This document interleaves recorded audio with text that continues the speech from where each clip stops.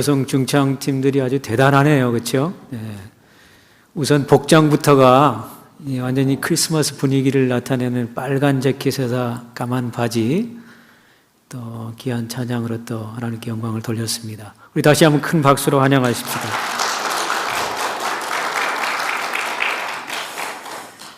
오늘은 대림절 둘째 주일입니다. 대림절을 맞이해서 재림을 기다리는 성도들의 바른 종말관이라는 주제로 하나님 말씀을 선포합니다. 데살로니가 교회는 예수를 믿은 지 얼마 되지 않았지만은 바울로부터 칭찬을 받았던 교회였습니다. 바울은 기도할 때 데살로니가 교회를 기억하면서 감사했다고 얘기를 하죠. 그리고 데살로니가 교회를 칭찬하면서 너희의 믿음의 역사가 있고 사랑의 수고가 넘치는 그런 교회라고 칭찬을 했습니다. 또 데살로니가 교회는 주 예수 그리스도에 대한 소망의 인내가 있는 교회라고 칭찬을 했습니다. 또 데살로니가 교회는 많은 환난 가운데서 성령의 기쁨으로 말씀을 받아 우리와 주를 본받는 자가 되었다고 칭찬을 하고 있습니다. 데살로니가 교회 성도들은 자기 교인들끼리만 서로 사랑한 게 아니라 그 사랑이 마케도니아, 아가야 지방에 있는 사람들에게까지 소문이 날 정도로 큰 사랑을 베풀었던 성도들이었다고 칭찬을 합니다. 우리 가까운 사람들끼리 사랑하기는 쉽고 또 나에게 잘해주는 사람을 사랑하는 것은 아무런 어려움이 없지만 우리 자주 만나는 사람들 가운데도 나를 힘들게 하고 또 억울하게 하고 어려운 일을 당할 때는 사랑하기가 참 어렵습니다. 그런데 이 데살로니가 교회 성도들은 그 형제들 사랑뿐만 아니라 주변에 있는 지역에 있는 사람들에게까지 소문이 날 정도로 사랑이 있었고 믿음의 역사가 있었다고 사도 바울이 극찬을 하고 있는 교회입니다. 그런데 그 데살로니가 교회에 문제가 있었습니다. 어떤 성도들이 주님의 재림의 시기에 대해서 오해를 하고 마치 시한부 종발론차처럼 살아가고 있었던 것이 문제였습니다. 주님이 곧 오실 거라는 것을 생각하고 일상생활을 소홀히 하면서 일도 하지 않고 그냥 태만한 영적인 삶을 살았던 것이 문제였다는 것입니다. 오늘 말씀은 정말 그런 잘못된 종말론을 가지고 살아가는 영적인 태만 속에 살아가는 성도들에게 주신 말씀이라고 생각합니다. 오늘 말씀을 통해서 주님이 재림하시는 시기와 때에 대해서 한번 생각해보고 더 나아가서는 어떠한 자세로 우리가 주님을 맞이해야 될 건가, 어떻게 준비하며 사는 것이 올바른 신앙생활인가를 말씀하고자 합니다. 먼저 우리가 읽었던 1절과 2절 말씀을 보면 형제들아 때와 시기에 관하여는 너에게 쓸 것이 없으면 주의 날이 밤에 도적같이 이를 줄을 너희 자신이 자세히 알기 때문이라. 바울은 때와 시기에 대해서 구체적인 날짜를 언급하지 않았습니다. 바울은 데살로니가 교회 교인들이 주님의 재림의 시기에 대해 이미 알고 있다고 말씀을 합니다. 그 바울이 데살로니가 교회 성도들은 주님이 다시 온다는 그 시기를 알고 있다는 얘기는 날짜를 얘기하는 것이 아니라 주님이 반드시 다시 오신다는 것을 알고 있다는 그런 말씀이겠죠. 그런데 그 주님이 어떻게 오신다 그래요? 밤에 도둑과 같이 오신다 그렇게 얘기를 합니다. 그들이 알고 있는 것은 날짜가 아닙니다. 그들이 알고 있는 것은 주님이 반드시 재림하신다는 것을 알고 있다는 것이죠. 1992년 10월 28일 그 담이 선교회, 다가오는 미래 선교회 이장림 목사님이 소속되어 있는 담이 선교회에서 92년 10월 28일 자정에 휴거가 일어난다 그래가지고 큰 소동이 일어난 적이 있었습니다. 우리가 사는 시카고에도 론데일 길에 있는 일리노이 그 어떤 교회에서 이 이장님 목사를 추종하는 많은 사람들이 하얀 옷을 입고 휴거를 기대하면서 자정에 그 자리에 모였던 것을 생생하게 기억하고 있습니다. 이 한국 사회에서도 그 일이 대단한 그런 사건이었기 때문에 많은 매스컴들이 정말 휴거가 일어날지 궁금해서 카메라를 대동하고 그 장면을 찍었는데, 이 12시가 됐는데 1시가 됐는데 휴거가 일어나지 않았습니다. 그랬더니 하는 말이, 이 한국 시간이 아니라 이 주님이 태어난 그 시간으로 우리가 생각을 해야 된다 그러면서 또 얘기를 돌리고, 참 그런 안타까운 소동이 벌어졌던 것을 우리는 기억할 것입니다. 예수님의 제자들도 주님의 재림 시기에 대해서 관심이 많았던 것 같습니다. 그래서 예수님의 제자들이 예수님께 질문을 이렇게 합니다. 예수님께서 감람산 위에 앉으셨을 때 제자들이 조용히 와서 물었습니다. 세상 끝에는 무슨 징조가 있겠습니까? 예수님 말씀해 주세요. 그랬더니 예수님께서 이렇게 대답하십니다. 너희가 사람의 미혹을 받지 않도록 주의하라. 많은 사람이 내 이름으로 와서 이르되 나는 그리스도라 하여 많은 사람을 미혹하리라. 세상 끝날에는 어떤 현상이 일어난다고 얘기하죠? 많은 거짓 선지자들이 나타나서 내가 메시아라고 얘기한다는 그런 얘기를 한다는 것이죠. 특별히 이 말씀을 통해서 우리가 요즘에 다원주의, 우리가 구원을 얻는 것이 예수만 믿어서 구원을 얻는 게 아니라 산의 정상에 오를 때 여러 가지 방법이 있다는 것을 얘기하면서 다른 종교에서도 구원이 있다라고 얘기하는 그런 현상들이 일어나고 있죠. 그런 것들 또한 거짓 선지자들이 나타나서 우리를 미혹해 하는 것 중에 하나라고 생각을 합니다. 난리와 난리의 소문을 듣겠으나 너희는 삼가 두려워하지 말라. 이런 일이 있으되 아직 끝은 아니니라. 끝이 아니래요. 그리고 민족이 민족을, 나라가 나라를 대적하고 곳곳에 기근과 지진이 있으리니 이 모든 것은 재난의 시작이니라. 여러분, 종말은요, 예수님이 오실 때부터 종말이 시작된 거 여러분 아세요? 이 종말에는 어떤 역사가 일어나냐면은 사탄의 권세가 멸해지는 역사가 일어나는데, 주님이 오심과 동시에 사탄의 권세가 점점 약화되게 되어 있었어요.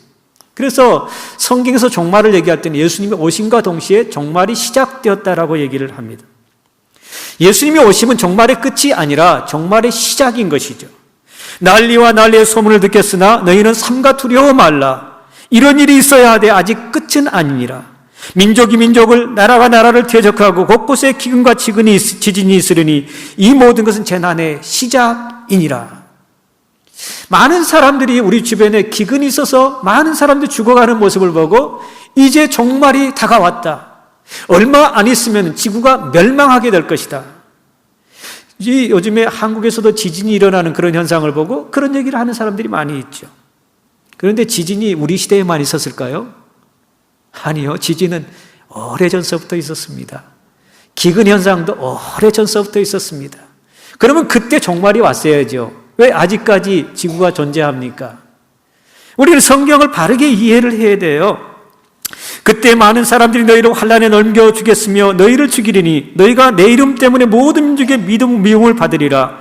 그때 많은 사람이 실족하게 되어 서로 잡아주고 서로 미워하겠으며 불법이 성함으로 많은 사람의 사랑이 식어지리라.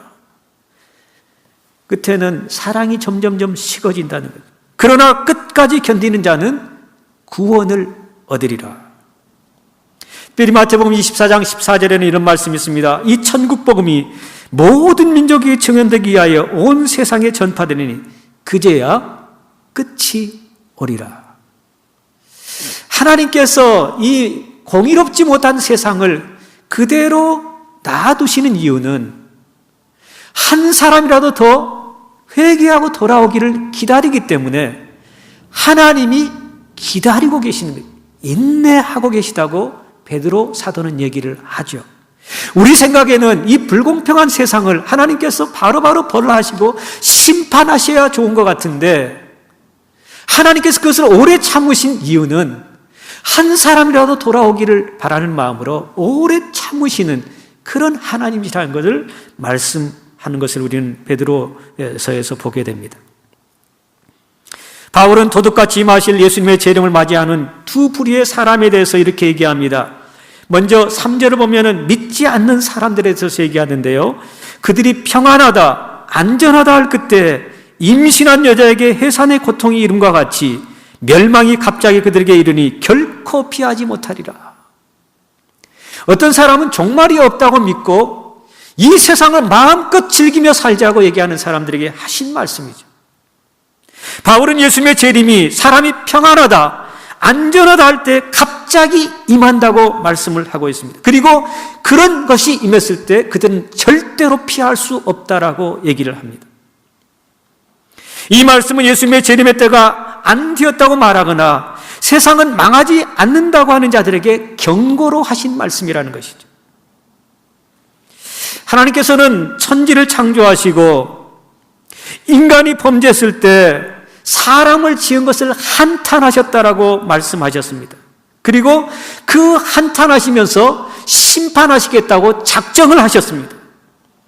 그리고 나서 노아를 불러서 방주를 만들게 하고 그 방주를 지어 그들을 구원하기를 원하셨습니다. 그런데 그때 당시 사람들이 어떻게 살았습니까?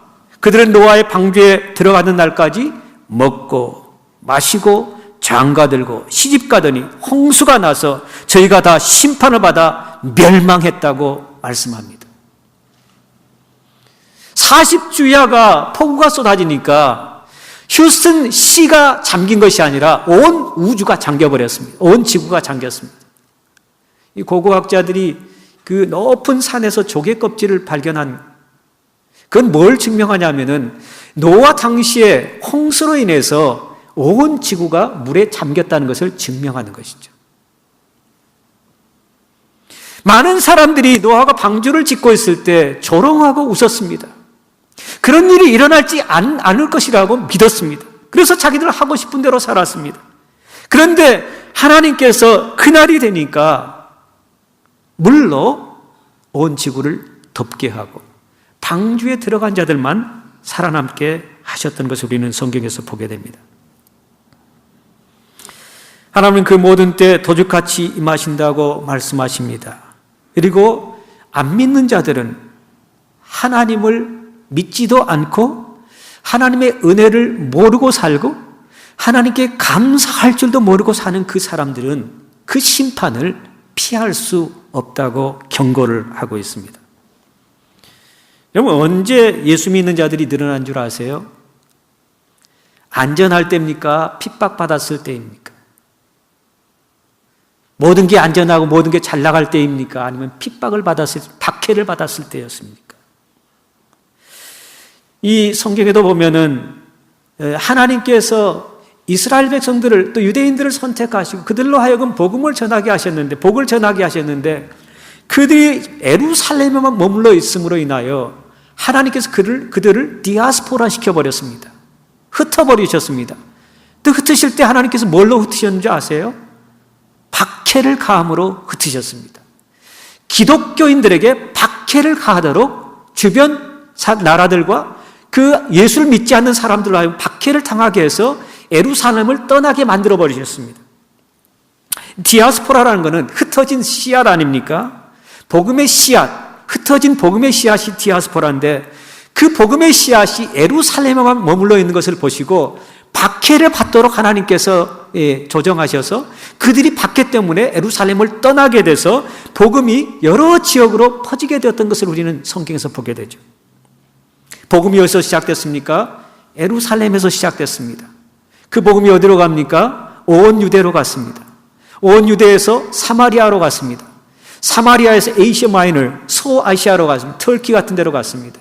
그리고 나서 유럽으로 갔는데 빌립보가 유럽의 첫 번째 도시였습니다. 유럽으로 가서 어디로 갔냐면은 영국과 스코틀랜드로 갔습니다. 거기에서 또 종교의 자유를 찾아서 네덜란드, 화란으로 갔습니다. 화란에서 종교의 자유를 찾아 미국으로 청교도들이 오게 되었습니다. 그래서 미국에서 많은 사람들이 선교사로 헌신하고 세계 각국으로 퍼져서 복음을 전했는데 그 중에 하나가 우리 대한민국이란 나라입니다. 기독교가 언제 흥황했냐면은 안전하고 평안할 때가 아닙니다. 오히려 박해가 있고 고난을 당하고 환난을 당할 때 기독교인들은 살아 움직여서 정말 최선을 다해서 기도하고 하나님 말씀을 붙잡고 믿음으로 나아갔던 것입니다. 그런데 기독교가 언제 쇠퇴한 줄 아세요? 언제 부패하기 시작한 줄 아세요? 기독교가 부패한 시기는 로마 황제가 기독교를 국교로 선포할 때부터였습니다. AD 313년에 칸스탄틴 1세가 밀라노 칙령을 발표하여 기독교에 대한 박해를 중지하도록 명령을 합니다. 칸스탄틴 1세의 어머니 헬레나는 기독교 신자였다고 합니다. 전해지는 이야기로는 칸스탄틴 1세가 밀비우스 다리 전투 전날 꿈을 꾸었는데 그 꿈에 나타난 그 시시대로 전쟁을 했더니 승리해가지고 기독교를 믿게 되었다고 들려오는 이야기입니다. 325년 칸스탄틴 대제는 니케아 공회를 열게 하고 거기서 여러 그 기독교 어떤 그 신조들을 잘 이렇게 논리적으로 이렇게 세우도록 해서 니케아 신조를 거기서 만들어냅니다. 그러다가 380년 2월 27일 데살로니가 칙령을 선포하고 기독교를 로마의 국교로 삼아 버렸습니다. 그때부터 기독교가 쇠퇴하기 시작. 우리가 잘 아는 대로 중세시대 때 기독교가 얼마나 부패했는지 우리는 역사를 통해서 보게 됩니다. 초기 기독교 역사를 보면은 기독교를 믿는다는 이유 하나만으로 박해를 너무 심하게 받아서 이 카타콤이라는 곳에서 지하에서 정말 태어나고 지하에서 살다가 지하에서 죽은 그런 역사가 있습니다. 이 카타콤이라는 것은 그 무덤을 개조해서 살았던 곳인데요. 얼마나 박해가 심했으면은 그 굴 속에 들어가서 태어나고 자라고 거기서 살다가 거기서 죽고 거기에 묻히는 그런 역사가 있었겠습니까? 로마는 기독교인들을 핍박하고 박해하고 죽였지만은 기독교인들의 숫자는 줄어들지 않았습니다. 오히려 더 늘어났던 것을 우리는 역사를 통해서 보게 됩니다. 그러나 로마 제국이 기독교를 국교로 받아들임과 동시에 너무나 평안하고 너무나 안일한 그런 삶을 살다가 기독교가 점점점 부패해서 정말 한때는 기독교가 정말 면죄부까지 파는 그런 일이 있었던 것을 우리는 역사를 통해서 보게 됩니다. 오늘날 그리스도인들에게도 그런 일이 많이 있는 것을 우리는 보게 되죠. 오히려 우리가 어렵고 힘들 때 하나님을 더 찾게 되고 하나님을 간절히 바라는 마음으로 기도하면서 나아가는데 모든 일이 잘 되면은 교만해져 가지고 내 스스로도 얼마든지 하나님 없이도 살 수 있다는 그런 교만에 빠져서 하나님을 찾지도 않고 하나님께 감사하지도 않고 자기 멋대로 즐기며 사는 그런 일들이 일어나는 것을 우리는 보게 되죠. 성경을 요약하면 이런 거 아닙니까? 창조, 그 다음에 타락, 재창조. 재창조는 다른 말로 다시 회복한다는 그런 말이죠. 메시아가 오셔서 타락한 이 세계를 회복하는 것이 성경의 중요한 테마이죠. 하나님이 천지를 창조하시고 뭐라고 말씀하셨습니까? 보기에 좋았더라. 어떤 우리 집사님이 엊그제 가족들과 아마 모처럼 휴가를 다녀오시고 나서 거기는 죽기 전에 꼭 한번 다녀오라고 여러 성도들에게 얘기를 하더라고요. 저도 꼭 한번 가보고 싶어요. 얼마나 하나님이 창조하신 그 자연의 세계가 아름다웠으면은 죽기 전에 꼭 한번 가보라고 나중에 은퇴하고 거기 가서 살겠다고 그런 얘기를 하겠습니까? 여러분, 하나님이 만드신 지구는 경이롭습니다. It's awesome. 사람이 만들 수 없는 그런 자연이 얼마나 아름답습니까, 여러분? 그런데 하나님이 만드신 우주 가운데 as is 코너가 있어요. 그게 어딘지 아세요? 우리가 사는 지구입니다. 인간이 사는 지구는 as is 코너가 되었습니다. 왜 as is 코너가 된 줄 아세요? 죄 때문에 그렇습니다. 우리 인간의 죄 때문에 온 우주는 다 완벽하게 돌아가는데 인간이 사는 이 지구는 as is 코너가 되어버렸습니다. 그래서 우리 인간이 지구를 정말 힘들게 해가지고 성경에 보면은 로마서에 보면은 지구가 몸살을 앓고 있다 그렇게 얘기를 합니다. 인간의 죄로 인해, 사탄의 시험으로 인해 지구가 탄식하면서 아파하고 있다, 그렇게 얘기를 합니다. 요한계시록을 보면은 바벨론이 멸망할 것을 예언하고 있습니다. 바벨론은 사도 요한 당시에 로마를 상징하는 것입니다. 바벨론과 로마, 구약의 애굽은 세상을 상징하는 것입니다. 세상은 누가 다스리는 나라죠? 사탄이 다스리는 나라가 애굽이고 바벨론이고 로마를 상징하는 그런 도시들입니다. 그런데 예수님께서 다시 오실 때 어떻게 하신다 그러죠? 새하늘과 새 땅에서 우리를 영생 복락하도록 살게 하겠다, 그렇게 약속하시죠. 여기서 새하늘과 새 땅은 저는 그렇게 이해합니다. 우리가 사는 이 지구를 완전히 없애버리고 새하늘과 새 땅을 창조하다기보다는 우리가 사는 이 지구가 너무나 경이롭고 아름다운 그 하나님이 만드신 놀라운 작품인데, 우리의 죄 때문에, 사탄의 어떤 유혹 때문에, 시험 때문에 이 지구가 as is corner가 된 것을 회복시켜서 더 이상 죄가 없는 세상, 더 이상 아픔이 없고 탄식이 없는 그런 세상, 그 세상을 하나님께서 만들어 주려 하고 저는 그렇게 믿고 있습니다. 요한계시록에 보면은 새하늘과 새 땅이 뭐 진주와 보석, 그런 걸로 표현되어 있는, 사람이 말로 표현할 수 없기 때문에 그렇게 표현한 것 뿐이에요.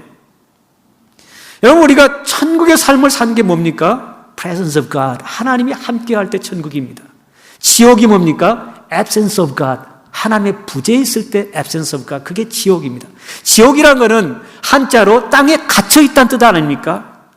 우리가 세상의 가치관을 가지고 땅에 갇혀서 사는 것이 지옥의 삶 아닙니까? 그 대신 천국의 삶은 하나님과 더불어 사는 삶, 하나님 나라를 추구하며 사는 삶, 하나님이 우리와 함께 하는 삶, 죄가 없는 삶, 그게 천국의 삶을 사는 것이죠. 그래서 우리는 이 땅에서도 천국의 삶을 이미 살고 있습니다. 주님이 다시 재림하시면은 제일 먼저 심판하는 것이 사탄의 괴계인데요.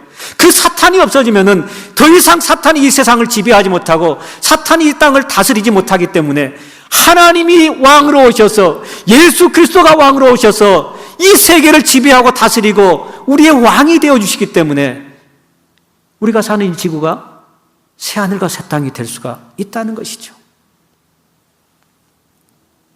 바울은 도둑같이 마실 예수님의 재림을 맞이하는 또 한 부류의 사람에 대해서 이렇게 얘기합니다. 4절 말씀입니다. 형제들아, 너희는 어둠에 있지 아니하며 그날이 도둑같이 너에게 임하지 못하리라. 무슨 말입니까?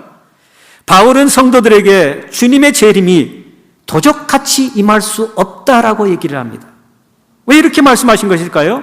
그것은 믿는 자들은 이미 준비를 하고 있기 때문에 그렇다는 것이죠.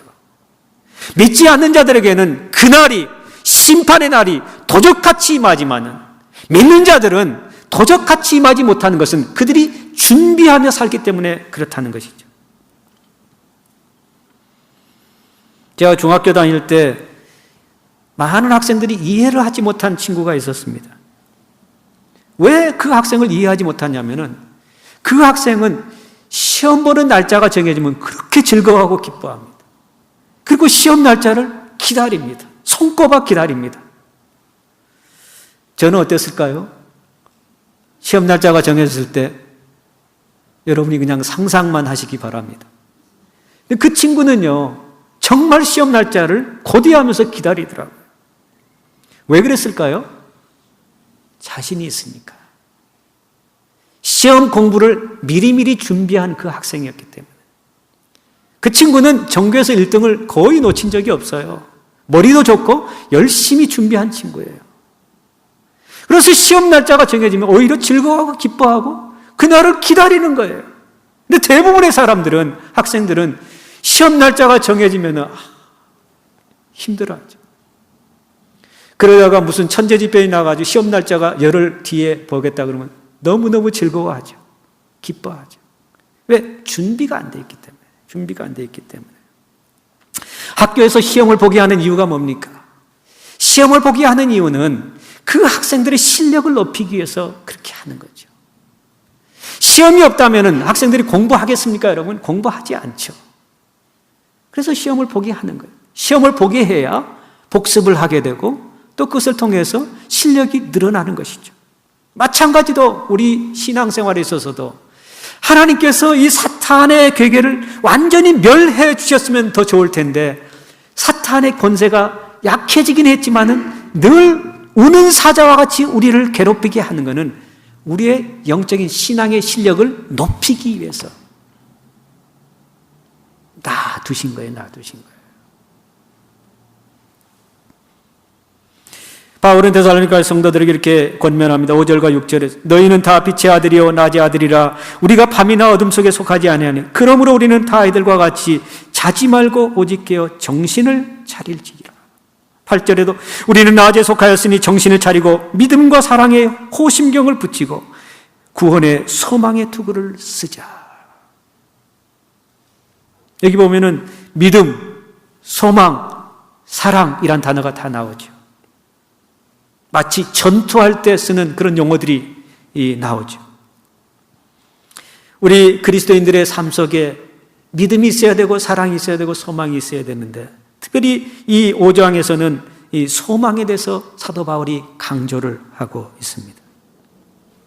주님의 재림을 기다리는 자들은 소망을 가지고 인내하면서 살아야 된다고 그렇게 얘기를 합니다. 그 이유는 뭐라고 나오죠? 9절에 하나님이 우리를 세우심은 심판에 이르게 하심이 아니요 오직 우리 주 예수 그리스도로 말미암아 구원을 받게 하려 하심이라. 우리에게 구원이 있기 때문에 우리가 어떤 환경에서도 어떤 상황에서도 인내하며 소망을 갖고 살라고 권면을 하는 것입니다.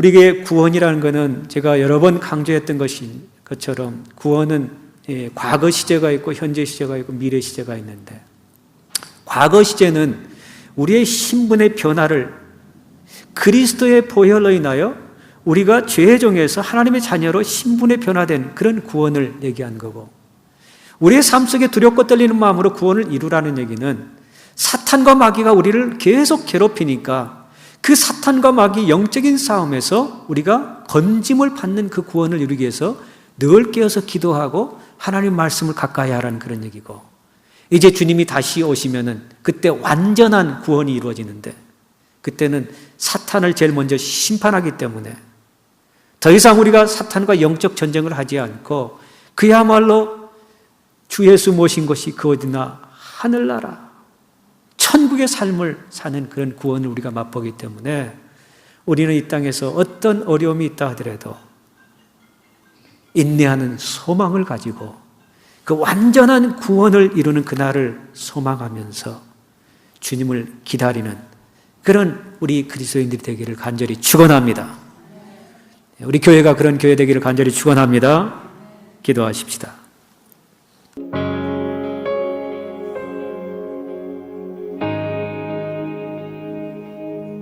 나의 눈 열어 주 보게 하소서 주의 아름다운 보기 원하네 주님의 큰 영광 나의 영혼 찬양케 하네 나의 맘 열어 주께 나아갑니다 주의 거룩한 뜻 알게 하소서 주님의 그 음성